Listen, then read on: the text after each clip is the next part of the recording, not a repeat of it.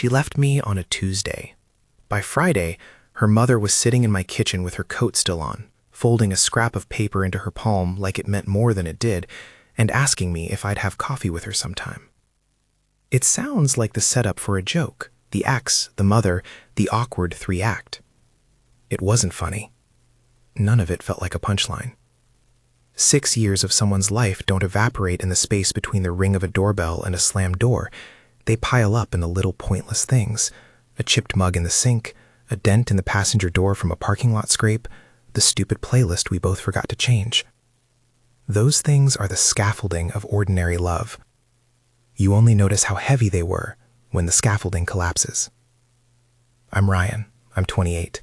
I've been an electrician since I was 18, the kind of job that wears your hands calloused and your shirt stained with wire dust.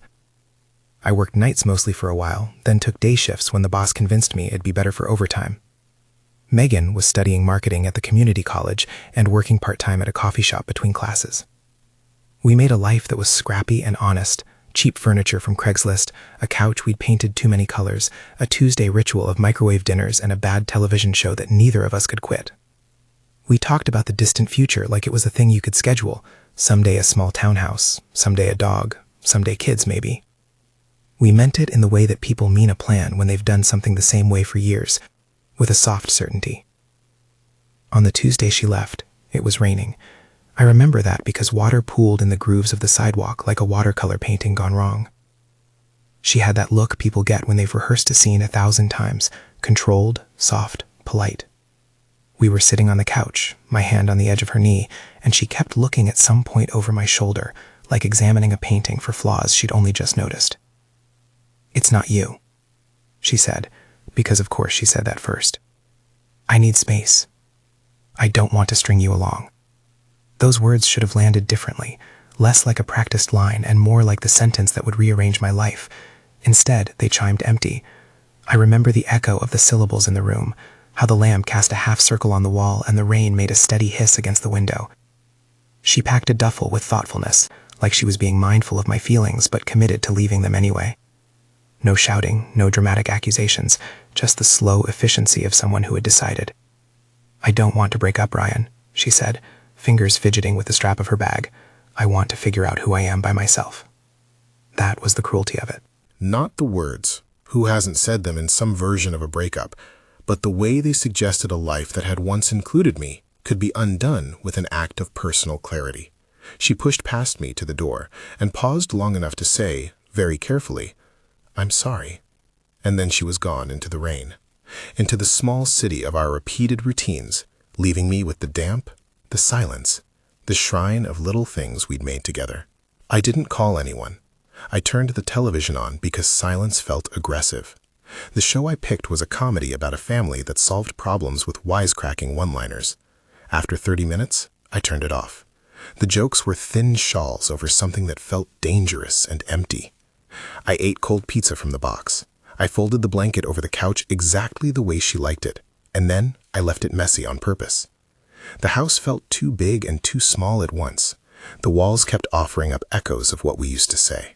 The next morning, I went to the shop and pretended at work like something in a leaking ceiling had to be fixed that very instant.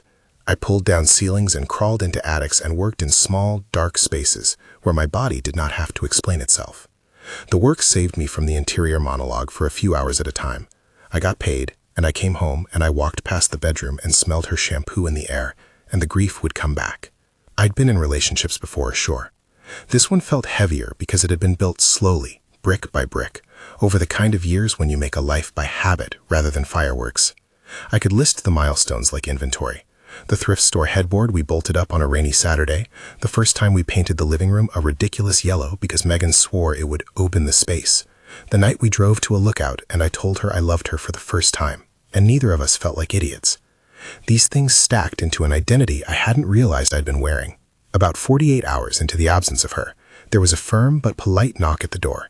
I remember the knock because it was precise, someone who knew how to be deliberate with their movement, not rattled or hesitant.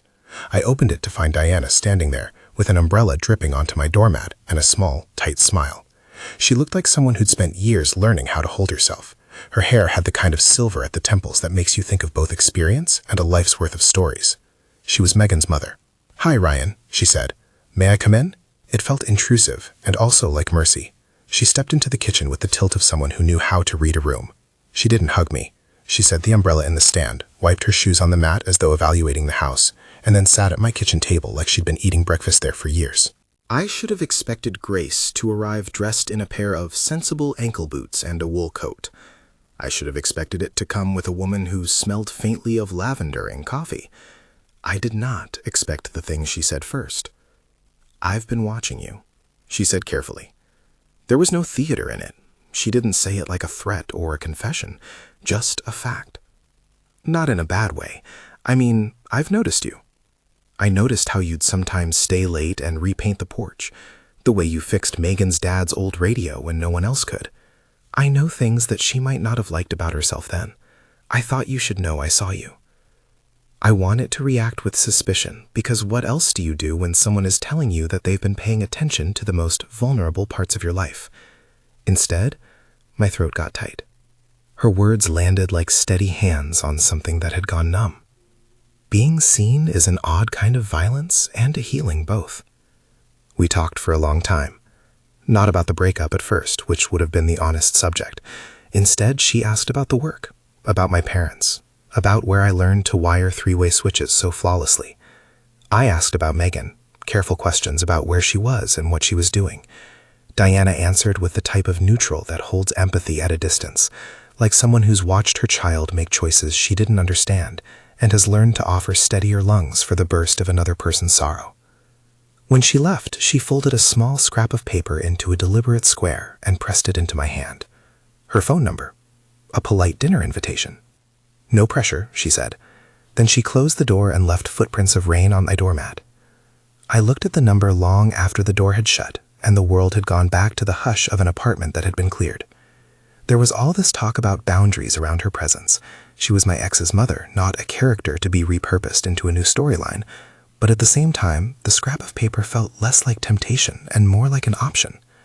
Options are dangerous when you feel like the floor is missing. They feel like ladders, and sometimes a ladder is the only thing that keeps you from falling. I called her the next day. It was a small coward's call. I told myself I was being polite in case Megan's family needed anything. Diana answered like she was expecting me and suggested coffee at a place halfway between our apartments. I drove there with a hand on the wheel, palms sweaty, trying to invent a neutral small talk like it was a new skill. We met in a cafe that smelled like warm milk and espresso. She wore a sweater that made her look softer, an orange that was careful but not bright, and when she smiled, it reached her eyes, the part of her face that told you she meant what she said. The first 30 minutes were about weather and books and the oddities of small-town politics. Then we started talking about more dangerous things. The way people age next to each other. The habits they keep for the comfort of routine. The ways people sometimes mistake convenience for love. She was curious without being interrogative. She told me about her divorce like it was an explanatory paragraph rather than a thesis. The mechanics of how it unraveled. The slow burn of drifting apart. She used the word lonely without a sizzle of victimhood. There was no drama. There was only truth in small, clean sentences. "You look tired," she said once, reaching out to touch the back of my hand. A tiny gesture and a tremor of permission. "Do you sleep at all?" I told her I tried. I told her about work that leaves you exhausted in ways that sleep can't fix. She laughed softly. The kind of sound that acknowledges the sort of tired that takes your edges off, but doesn't pity you. We finished our coffee and then walked across the street to a used bookstore she liked. She knew the owner and introduced herself like someone who enjoys small human exchanges and small reputations. She picked up a dog-eared copy of a poet I liked and read a line out loud, and I felt something loosen in my chest. There was no seduction, no flirtation in the erotic sense. It was simpler and more confusing. Companionship offered with an honesty that hadn't been present in months of living with Megan. After that first coffee, we started to see each other in small ways. A walk in the park after she'd run errands, a shared plate at a diner on a drizzly Sunday, the occasional phone call where we'd talk about nothing, and then, somehow, something. There were rules neither of us said out loud. We wouldn't speak about our interactions as dating, not yet. It was odd to be with someone who was the gentle architect of the life my ex had lived. Yet oddity isn't a sin. Oddity is a rocket to the unfamiliar center of your own assumptions. People noticed. People whose opinions mattered and those who only cared that a social norm had been nudged. Rebecca, Diana's sister, was the first to make a comment that felt less like curiosity and more like thinly veiled accusation. "Just be careful, Anna," she'd say to Diana with a half smile, the kind that showed the edges of a scold. "Rumor spreads faster than joy." Ryan, my brother, was quieter. He'd text me jokes about how the family apparently had a policy on recycling exes into mothers. My mother, bless her, asked the thing a mother asks underneath the surface of every conversation about anyone who might come into her son's sheltered life. Does she make you happy? I learned to answer that question with a pause, which is probably honest enough. It wasn't all sweetness. There were nights when guilt crept in, a thin rope that tightened around my chest. I would fall asleep to the memory of Megan's face in the doorway. I imagined her small apartment, the coffee shop where she might be washing cups, the way she tended to plants like they were people. I had to tell myself I was not erasing her by existing. I was simply changing the arrangement of my days after she left. At a birthday gathering for Diana, an odd sort of critty that had more folding chairs than obvious celebratory fanfare, the family sat around exchanging easy complaints about the weather and the salad. Megan wasn't present. She had been avoiding family gatherings, according to a text I saw once and didn't press. Rebecca made sure to smile at me in a way that suggested I was both unwelcome and necessary all at once. There were questions directed at Diana that landed like thrown pebbles. Is everything okay with you and Ryan? Are you sure this is what you want? Diana answered in calm sentences that didn't hide her protectiveness over Megan, but also didn't erase her own needs. I'm okay, she said, and for once the words were for herself. People talked, they speculated. There were whispers about who was getting companionship, who was filling what role, who was stepping into a space that ought to be sacred. I felt those whispers like a weather front closing in. It made me flinch the way someone does when they feel they've been photographed without permission. But there were also the quiet parts that didn't belong to gossip. There were mornings when she'd make 2 strong coffee and hand it to me through the open kitchen window. There were evenings when she'd remind me to take the jacket she figured I'd forgotten. She remembered details no one else had, where I'd learned to fish with my uncle, how I liked the collar of my shirts folded down. Those micro-memories stitched a curious safety net under me. Her attention was not romantic fireworks. It was a slow, steady pointing toward the edges of me that felt neglected. I began to notice the small rituals we formed together, the way she always left a sticky note on my toolbox when she knew I'd be working late, or how she'd fill a water bottle and leave it in the fridge because she knew I forgot to drink enough. One evening, she surprised me by showing up at the shop with sandwiches and a thermos of soup. "You can't run a breaker on an empty stomach," she said, handing me a paper cup. We ate in the back room between coils of wire. The fluorescent light was harsh. It showed the dust on our sleeves and the grease on our hands. And yet it was tender in a way I couldn't expect, as if someone was offering to hold a flashlight while you read an old, familiar map. There were moments I was ashamed of. I found myself forgiving off for a closeness that felt wrong, and then resenting myself for feeling that way. I wondered constantly whether I was betraying Megan, whether the very act of comfort was itself a transgression. I talked this out with my sister sometimes. She told me that life isn't a single file of loyalty, that it branches and forks, and that sometimes being kind to yourself looks like letting a new person in. My hands shook as she said it, like the idea was both permission and danger. And then, one late autumn afternoon, after a long stretch where we'd both been careful with our words, we went to the doctor together. It was the sort of appointment that had been ordinary when she came with Megan to bring documents or talk about family matters. This time we sat in a sterile room with padded chairs and a poster of the human heart smiling at us in muted colors. Diana had been complaining of fatigue for a few weeks. She wrote it off at first, thinking it was the residual drag of nights awake of not sleeping well. But she'd started to bruise easier, to have these odd, dizzy spells. She came because she didn't want to ignore it, and I went because she asked me to. The doctor was a woman with kind hands and a mastery of understatement. "We'll do some routine tests," she said, flipping through a folder. blood work, a scan, just to rule things out. These are the moments when time dissolves into a thin line. The tests happened without fanfare. A nurse took blood with a syringe that slid into your vein with the efficiency of someone who's seen 1,000 bodies and knows better than to dramatize. The ultrasound room had a soothing green light. A screen shimmered with gray shapes. We watched in silence, me with my hands braced on my knees because I always felt like I might faint at such processes, and Diana with her fingers laced, focusing on the screen the way someone watches a window for weather.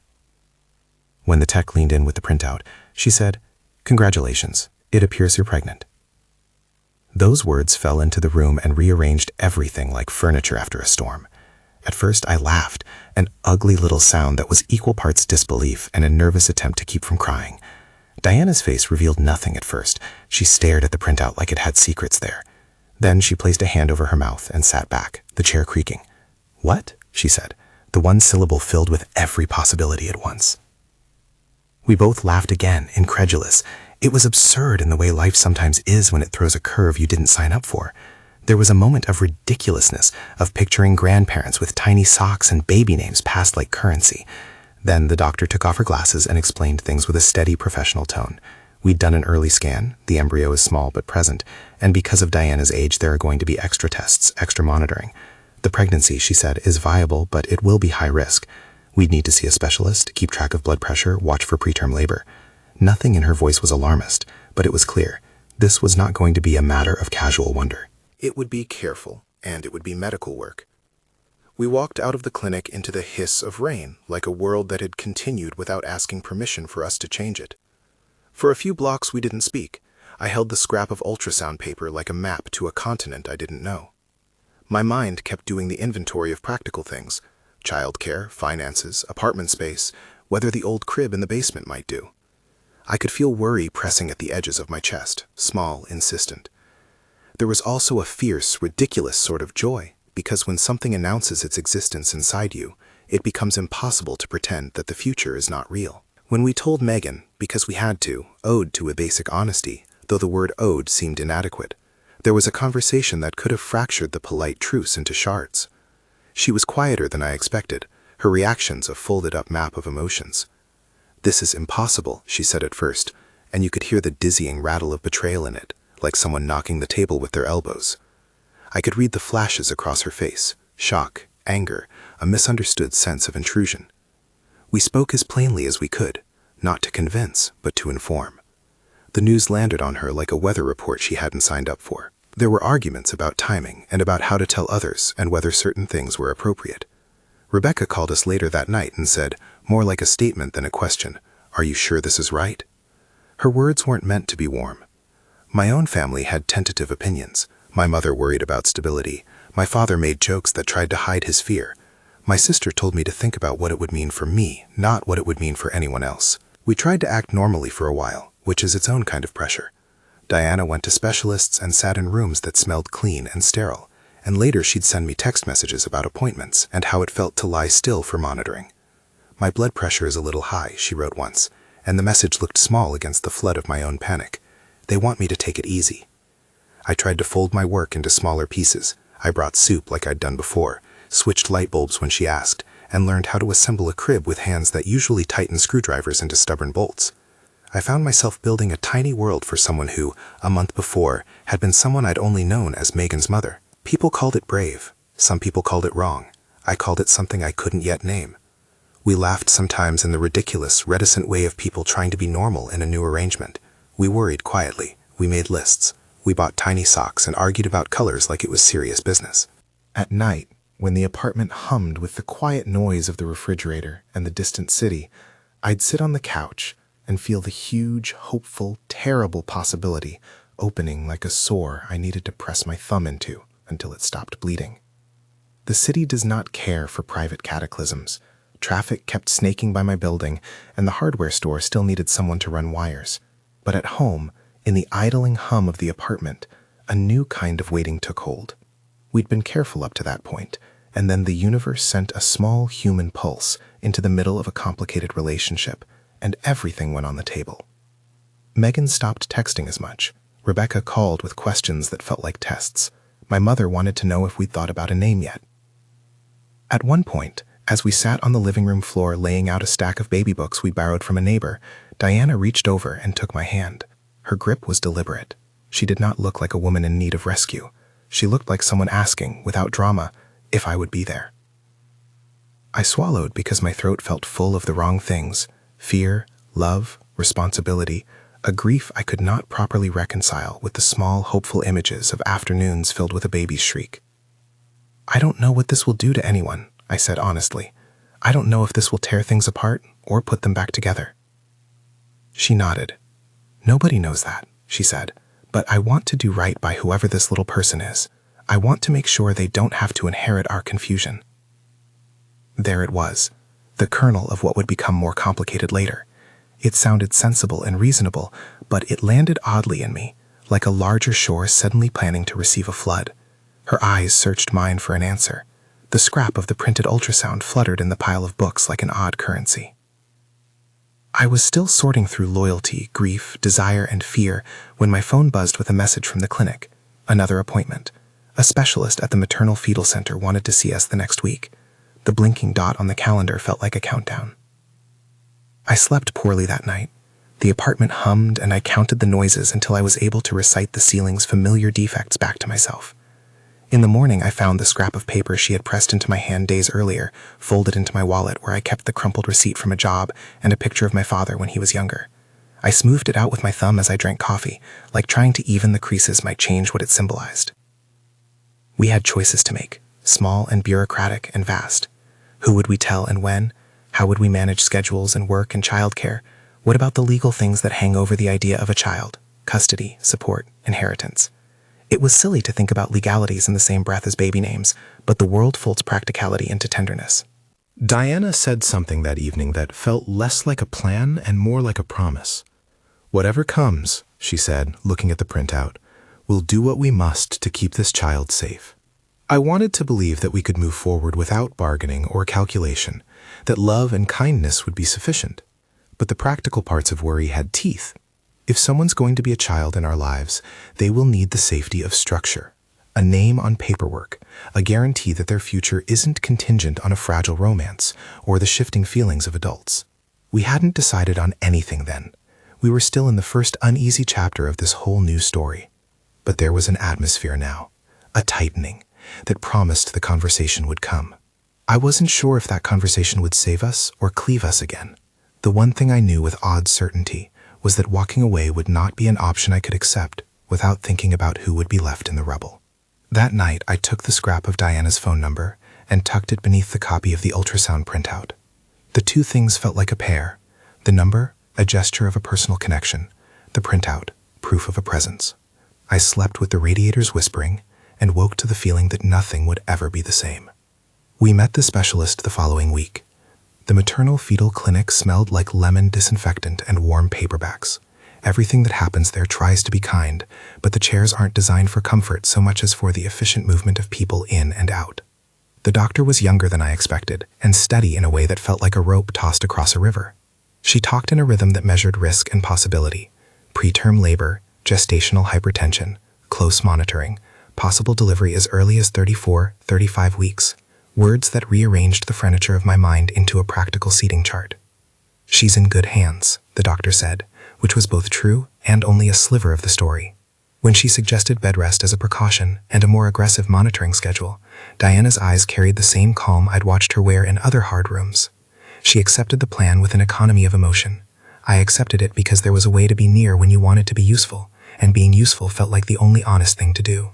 Bed rest is a strange domestic tyranny. It is gentleness that becomes a test of patience. Diana's apartment shifted into a hospital economy.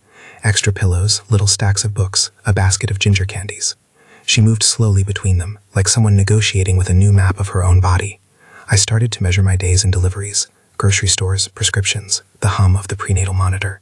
I learned that there is a certain holiness to bringing soup and getting the right brand of unscented laundry detergent. These small domesticities can feel like devotion when the altar is a bassinet. The weeks blurred with appointments. There were ultrasounds where the baby's profile would show like a black and white ornament, and we'd laugh with the weird, embarrassed delight of people who knew how improbable the whole thing was. There were blood pressure checks that made both of us hold our breath when the cuff constricted.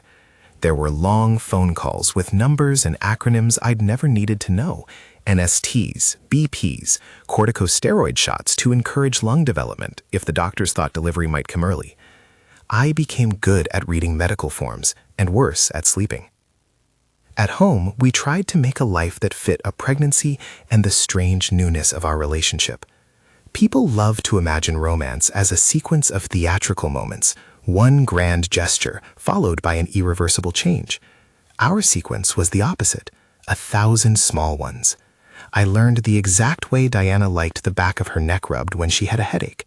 She learned which of my shirts had holes that bothered me and which ones were sentimental. We argued over curtains and where the crib should go and whether the old rocking chair in the attic was worth the climb. We made lists and cross-checked them like people building scaffolding for a future house. Pediatrician, lactation consultant, a long list of baby names we both liked a little and disliked a lot. We told people in stages. My mother and father knew early, in a kind of practical way. My mother mostly with worry tied into every sentence, and my father in the form of jokes that were thinly veiled questions. Diana's sister Rebecca called each time with a tone that shifted like weather. Some called supportive, some skeptical, most curious in that human way of needing a story that fits the world they already know. Megan was colder than I expected when we told her. There were sharp, quick exchanges. "This doesn't make sense," she said, and then a numbing silence that followed. She didn't come to the next family gathering. Messages went unanswered. People took sides quietly. If I'm honest, I was scared more than I wanted to admit. I kept asking myself whether this was some awful attempt at replacing something I'd lost with something I hadn't chosen. There were nights when I sat on the floor and watched the streetlight paint the apartment a faint orange, thinking of the house we'd once planned. Small, quiet, full of things that belonged to both of us, and how, in a strange way, this house was being built from other people's things and other people's expectations. There was grief lodged in my ribs the way a splinter can lodge under a thumbnail, always there until you decide to remove it. The contract conversation came out of that practical fear.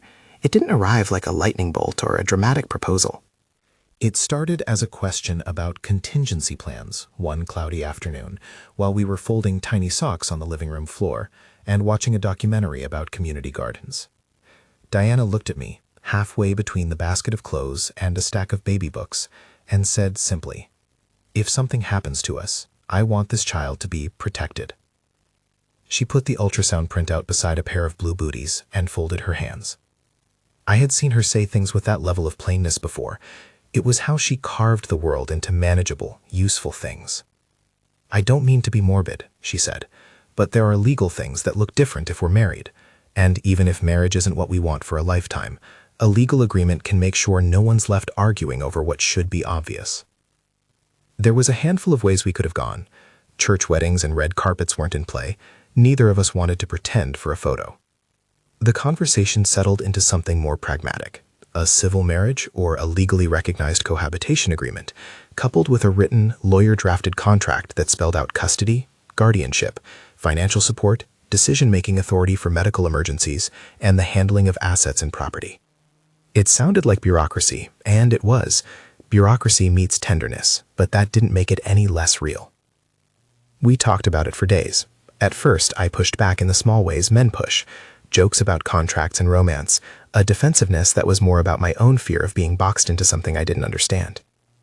Diana was patient. "This isn't about taking anything from you," she told me one night. She said the words to anchor them, not like a plea but like a fact. "This is about protecting whoever is coming. And if the second we sign something we start pretending it erases all complications, then we're lying to the child from the start." We agreed to see a lawyer who'd been recommended by a friend of hers, a woman who had a reputation for being no-nonsense and discreet. The lawyer's office smelled like tea and citrus. There were framed degrees and a bowl of smooth stones on the reception table. When we sat down, we were nervous in different ways. Diana had the composure of someone who'd lived through hard things and come out knowing what they required. I had the anxious energy of someone not used to reading fine print that would change a life. The lawyer was thorough in a way that made me grateful. She explained what a marriage contract and a cohabitation agreement could do. She said things like joint custody and legal guardianship, parental responsibility, medical power of attorney, and protective clauses for inheritance. She explained that marriage would automatically grant certain rights, but that a contract could still be used to clarify financial boundaries, especially if either party had assets that needed to be protected, or if either wanted an agreement that specified what would happen to retirement accounts, property, and debt. I scribbled notes like a student at a lecture on a subject I'd never studied. The negotiation was as much about feelings as it was about terms. We talked about school districts and who'd take parental leave. We talked about who would get the baby when one of us had to travel for work. We talked about diapers and discipline in a way that felt like composing a treaty, minor but fundamental things that reveal the actual politics of a shared life. We agreed on how we would make decisions if one of us was incapacitated. We named a temporary guardian in case of emergency, a person trusted by both of us. There were tears once when the lawyer asked who would be the child's emergency contact. Even the act of naming someone felt like a sacrament. Diana's voice sometimes trembled, but she never wavered from insisting that the contract should be fair. She said again and again that this had to be done with dignity and transparency. "We don't write contracts to make love legal," she said one evening, folding socks with a practiced hand. "We write them to make sure a child doesn't pay the price because grown-ups were embarrassed to talk about money." When the lawyer drew up the draft, it was a dense document that felt both cold and oddly tender. It included parental responsibilities, a schedule for financial support that reflected my work and Diana's savings, clauses about medical decision-making, privacy terms that asked family members to respect the child's space, and provisions about how property would be treated if we chose to marry or live together. It wasn't a checklist of romantic promises. It was a mattress of practical things we wanted to be steady beneath a new life.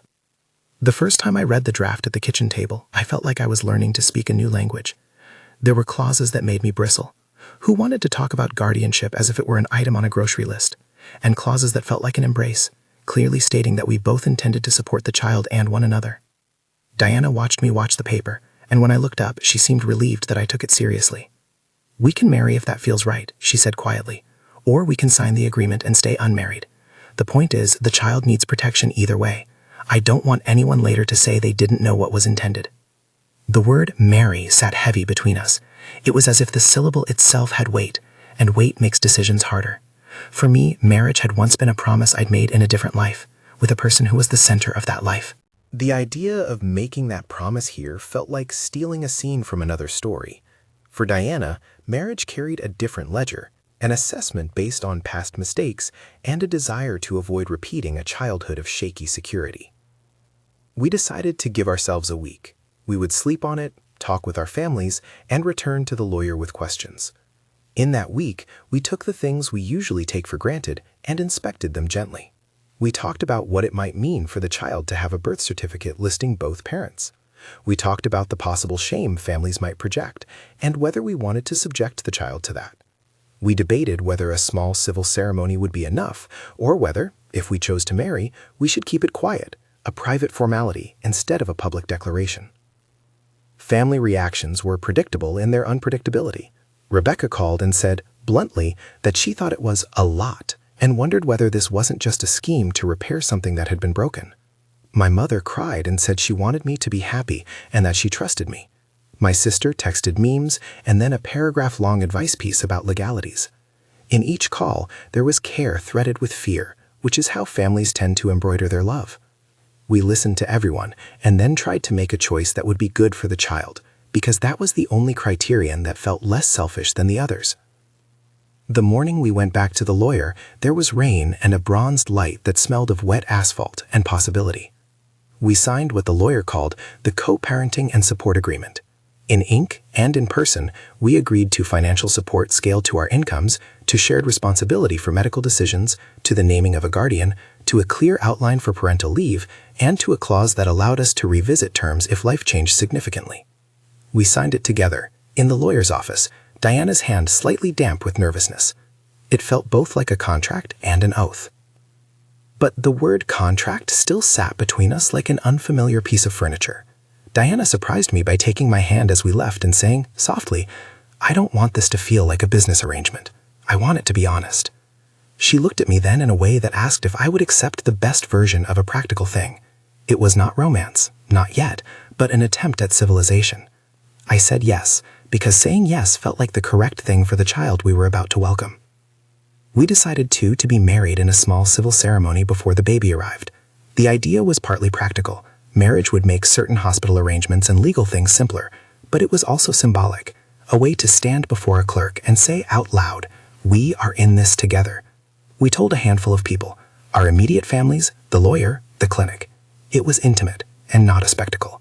On the day, Diana wore a navy dress, and I wore the shirt I'd saved for job interviews. Our witnesses were my sister and Diana's neighbor.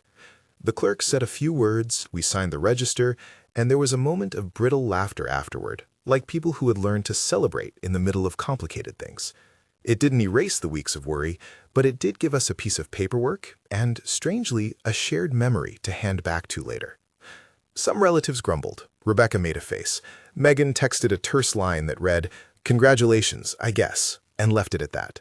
For all the noise, the small legal act changed something practical. Hospitals, insurance, and emergency consents became less of a question mark. The contract we'd signed with the lawyer remained in effect as a guardrail. It set financial expectations and parental responsibilities, and it felt like a promise to the child before he could understand what a promise was. Pregnancy moved forward with a stiffness to it, high vigilance mixed with small moments of luminous normalcy.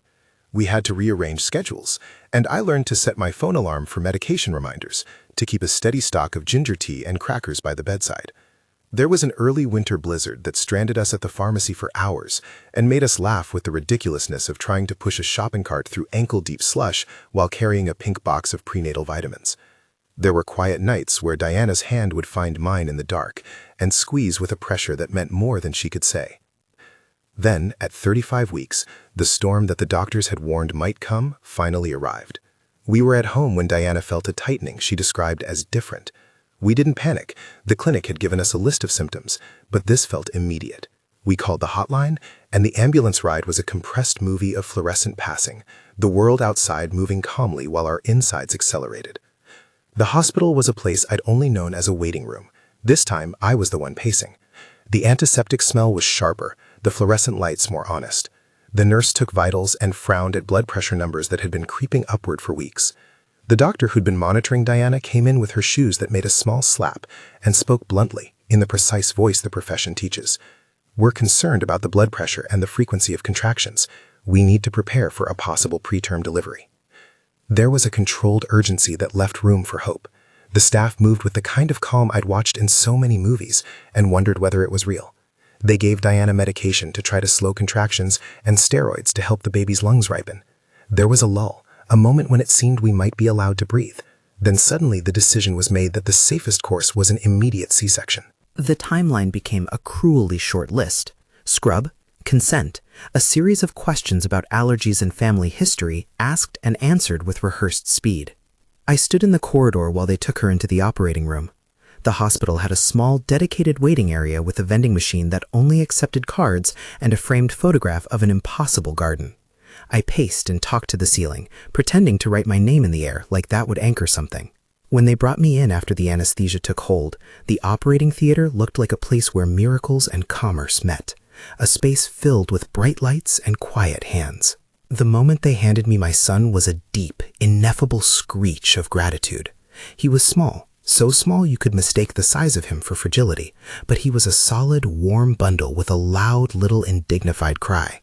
The nurses wrapped him, and when they placed him in my arms, the world reduced to the size of his sleeping face and the sound of his breath. I had no manual for it. I had the instinctive, animal knowledge that he was mine to protect in a way that contained both terror and an enormous, fierce joy. We named him Noah because it felt like the right thing in the moment, a name that meant promise and a certain battered hope. The name did not erase the complexities of what had led to his arrival, but it gave us a way to point at this new human and recognize that he had a place in a lineage that had been chosen in the middle of complicated months. The recovery was a blur of hospital routines and sleep deprivation and the odd holiness of early parenthood. Diana's recovery was slow but steady. The doctors were kind, explaining feeds and stitches and what to watch for in a voice calibrated for new parents who wanted both reassurance and facts. I learned how to swaddle with a clumsy tenderness. I cultivated an ability to get up at 3 a.m. with a kind of mechanical competence I didn't know I had. There were nights I stood in the nursery doorway and watched him breathe, felt the small chest rise and fall like a soft tide. Families arrived in staggered waves. My mother cried when she held Noah and said, "He looks like you," and Diana's sister Rebecca came with a casserole and an expression that softened when Noah latched onto her thumb in a way that made everyone laugh. Megan called once during the hospital stay, brief, stiff, and then she wrote later a message that was more private. "I'm glad he's healthy." It read like the honest thing she could manage. I didn't know whether to be grateful or resentful. I answered with an openness I didn't feel, because there is no manual for these things either. There were aftershocks. Some relatives stayed angry for a long time. Some softened faster. Rebecca could not pretend she approved at first, the age difference, the timing, and yet she showed up with practical help, bringing casseroles and a willingness to sit for a shift in case Diana wanted to nap. People have a way of prioritizing the small human in front of them eventually. It's slower than you hope, and sometimes it never arrives, but in our case, grudging kindness found its way through the cracks. My own father, who had grumbled about the whole arrangement, came over and sat in the kitchen, and we watched Noah sleep in his car seat while he talked to me about his own youth in a way that felt like handing down permission. Megan's return came several months later, on an afternoon when the light in the living room slanted like a blessing. I was changing a diaper and singing a ridiculous made-up song to Noah when there was a knock. I wiped my hands and opened the door. She stood there with an expression that looked rawer than ever, less composed than at the breakup. The rain had smudged her hair, and she had that look that said she had been practicing these words in the mirror. "Can I come in?" she asked. She sat on the edge of the couch like someone who had rehearsed politeness and found it insufficient. We talked for a long time. Her questions were honest and small. "Is he okay? Are you okay? Is she okay?" And then, finally, the words I'd been waiting for and dreading. "I'm sorry." She didn't try to take Noah. She didn't ask for some dramatic concession. She wanted a chance to understand and to be understood. There was grief in the way she spoke about the life she had lost and the choices she'd made. She asked about Diana, and I told her the truth about how Diana had been steady and forthright. Conversation with an ex is a strange commodity. It can carry the weight of a decade of shared history and also be painfully limited to logistics. She wanted to see Noah and to say when she saw him, quiet as breath, "He's beautiful." Megan's apology wasn't the dramatic kind that changes a life. It was the kind that acknowledges you hurt somebody and that you regret the form your life took. We accepted it the way people accept rain after a drought, not because it fixes everything, but because it is better than hard frozen ground. Later, she would come less and less to family functions, keeping the distance that seemed best for her. Over time, she found her own way to rebuild. The town is small, and people are inventive about how they stitch together new lives. The months that followed were a kind of ordinary renaissance. We learned to be a family in the deep, unromantic ways that matter most. Having arguments about nap time, trading off middle-of-the-night feedings, learning to accept help when it's offered rather than seeing it as charity. The contract we signed returned to its role as a practical thing on a shelf. It was not a talisman that kept all conflict away, but it had done its job in the small ways that mattered.